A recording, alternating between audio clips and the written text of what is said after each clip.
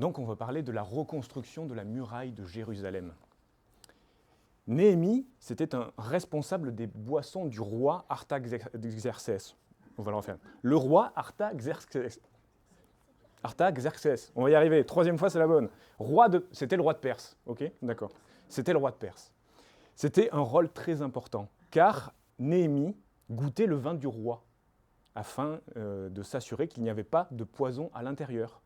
Donc, Néhémie était une personne de confiance du roi. Et il habitait à Suse, la capitale de Perse.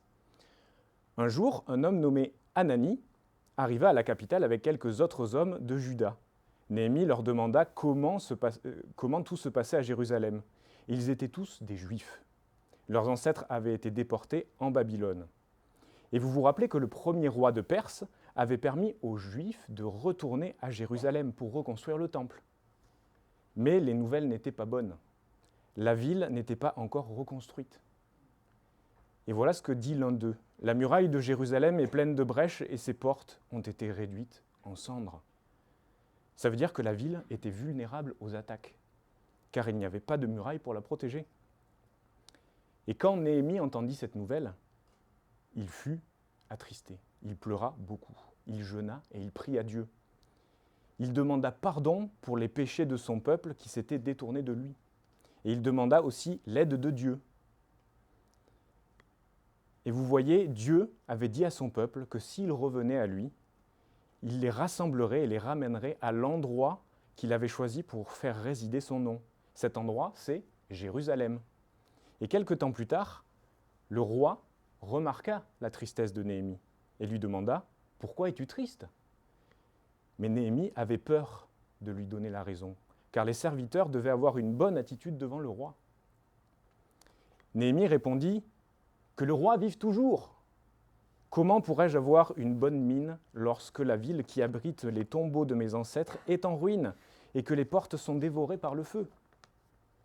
Le roi lui demanda « Que voudrais-tu » Néhémie pria rapidement et demanda « Si tu le juges bon, j'aimerais que tu m'envoies en Juda pour reconstruire la ville de Jérusalem. » Et le roi accepta et lui donna même des lettres pour faciliter son voyage à travers les régions qu'il devait traverser, ainsi que pour commander du bois pour la reconstruction. Dès qu'il arriva à Jérusalem, il sortit la nuit sur un âne pour inspecter la muraille. Il vit combien de travail il restait à faire. Et le lendemain, il alla voir toutes les personnes qui étaient présentes à Jérusalem et il leur présenta la situation. Vous voyez vous-même la malheureuse situation dans laquelle nous nous trouvons. Venez, reconstruisons la muraille de Jérusalem et nous ne serons plus dans le déshonneur. Il leur raconta comment Dieu avait montré sa faveur et le peuple répondit « Levons-nous et mettons-nous au travail ». Ils étaient motivés pour faire la bonne chose. Chacun se mit au travail. Néhémie les divisa en groupes pour que chaque famille répare le bout de muraille qui se trouvait près de sa maison. Mais il y avait des ennemis qui n'aimaient pas voir Jérusalem reconstruite. Et savez-vous que quand on travaille pour Dieu, il y aura toujours de l'opposition. Et cela commence par des moqueries. Les ennemis du peuple juif vont dire « Que font donc ces misérables juifs ? Vont-ils vraiment réussir ? S'il y avait même un renard qui grimpait sur la muraille, elle s'écroulerait. » C'est pas très gentil.